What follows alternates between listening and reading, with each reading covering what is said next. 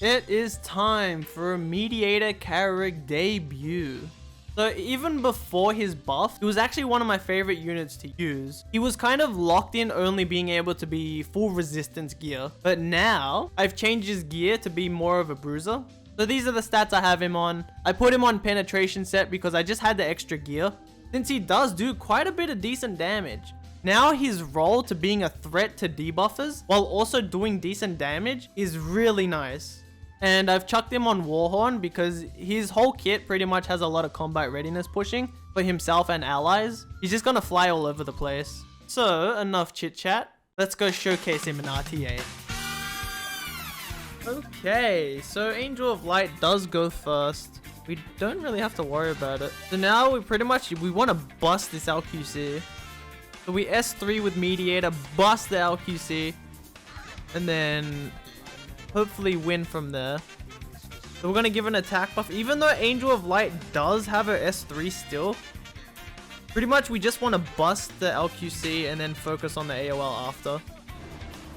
We're going to S3 her, kill her, do splash damage.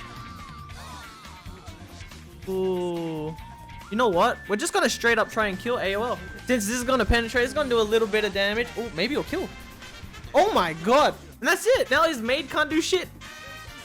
Now it's going to be a Violet solo. Hopefully not. Please don't be a Violet solo. The Violet hits my LQC. That's fine. Oh, man. I think I saved my S2, to be honest. I'm going to save it. And then I'm going to soul burn the Crimson Almond. Because I'm scared. I'm going to soul burn it so it reduces my cooldown. So I can get my S3 within, I think, 2 turns. It'll be on a 1-turn cooldown. 2-turn cooldown. Okay. So he chooses to S3. Angel of Light, if I recall, died very high up. So we're going to kill her again. And then we're going to kill her again. So if you notice something really interesting here. So you all see that ML Haste Barrier actually has a 1-turn cooldown, right? But because Mediator does a barrier as well, he extends it. So ML Haste Barrier becomes a 2-turn barrier, which is a very, very, very strong synergy. Ooh. My LQC not looking too hot right now. He is going ham on her. We gotta make sure that that doesn't kill us. Hopefully we don't kill the maid here. Yeah. So now we're gonna focus on maid so we're able to reset ourselves and get a barrier as well. Then we're gonna try and kill the Violet last. So he's got full stack, so he could full on penetrate somebody. Hopefully this doesn't do too much. Oh, it just barely broke the barrier. I mean, it broke. Oh yeah. All right, that was a really good fight. Okay, this is interesting. This Fairy Tale Tenebra is on Cursed Compass. Ooh, we outburst as well. That is huge. We're able to break down the barrier of FCC. Hopefully we can counter again. No, okay. You can only get so much. That's okay.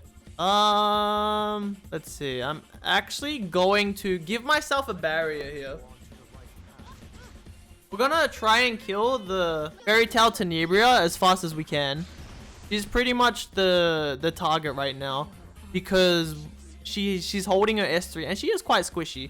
So we want to get rid of her as soon as we can. We are getting extremely lucky with these outbursts. Holy cow. We haven't even taken a Belian turn. She's already almost half. If we counter here, this will just be full circle. Oh, unfortunate. Oh well, it's okay. We got very lucky in the beginning so far. Hopefully we can carry that luck out throughout the match. So we're going to S3 here. We're going to provoke the entire team. I think I'm going to lock down my Crimson Almond. So it's going to have 2 turns until we can get the next one. So we can just keep spamming it. So the thing here, right? Mediator might not look like he's doing much, but he's actually doing a lot.